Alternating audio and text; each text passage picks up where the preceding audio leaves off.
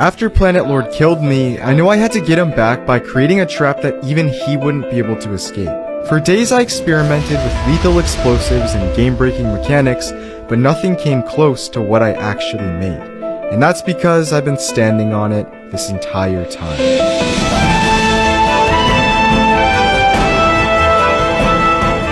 This is a 100 by 100 void trap designed to look exactly like the desert. The size of this thing is so large that as soon as you step over it, you practically have no chance of escaping. The only problem is that this is just a prototype that I threw together in a creative world. If I want to pull this off on Planet Lord, I'll need to break 1.2 million blocks, an additional 30,000 bedrock, place 10,000 signs, 50,000 sand, and then somehow lure Planet Lord on top of the trap, all in survival Minecraft. But I think I can actually pull it off. So I headed out to a desert not too far from spawn and outlined a 100 by 100 block area. I don't think I realized this before, but this area is genuinely massive. Like if Planet steps anywhere on here, he's already dead. In a few days, this entire pit is going to be a crater from surface level to void, but obviously I can't just hollow that out by hand. So I headed out to gather the necessary materials. A coral reef fan, redstone, iron, and honey blocks, all to make this TNT duper. Alright, obviously if I want to clear out this entire pit, I'm gonna need a TNT duper that's like way bigger than this, but I'm just testing it out to see if TNT duping even works. No way it doesn't. Actually, I think the issue is that this needs to be made out of slime. So I organized a meeting with another player who I knew had some, and that's when I saw it. Someone had been here overnight, meaning that my cover was potentially blown. I decided to meet with Leo anyway, but I kept that portal in the back of my mind. So Parrot, what do you have to offer? Out of the few things in my ender chest, I ended up giving Leowook a goat horn, and in return, he gave me 3 stacks of slime blocks, more than enough for this project, but all I could think about was one thing.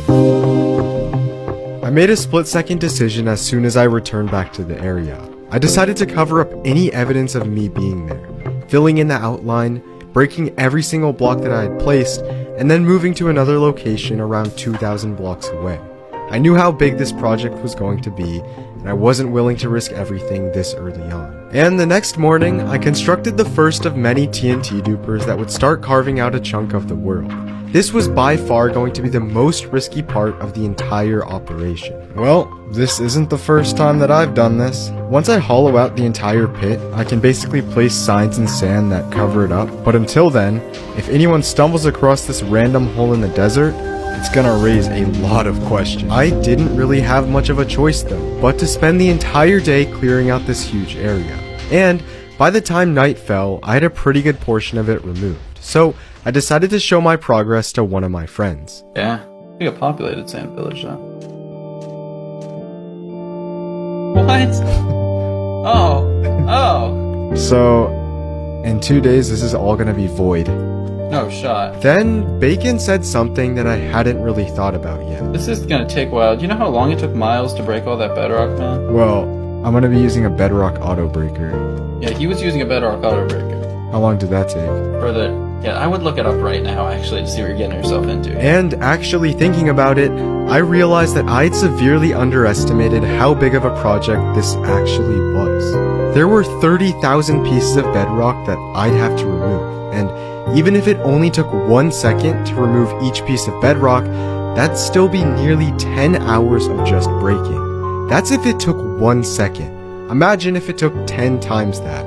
There goes an entire 2 weeks of my life. But I was still convinced that I could figure out some way to do this incredibly efficiently, so I kept pushing forward.